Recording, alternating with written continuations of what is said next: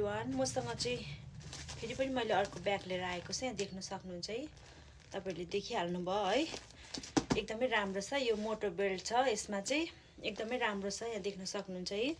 अर्को रहेको छ, यो मोटो बेल्ट आउँछ, यसमा चाहिँ एकदमै राम्रो छ। यसको म भित्र देखाउँछु हजुरहरुलाई। यो बीचको भयो, यसमा चेन लाग्छ, यसमा यहाँ चेन आउँछ हैन। अनि यसको यो साइडमा पनि यसरी पकेट छ, यो यहाँ टिप छ, बटम छ। अनि यसको पनि अर्को पनि यो साइडमा यस्तो छ। एकदमै यो मिडियम साइजको हो, भित्र चाहिँ यस्तो रहेको छ, यहाँ देख्न सक्नुहुन्छ है। अनि यतापट्टि पनि यो यतापट्टि पनि पकेट छ है।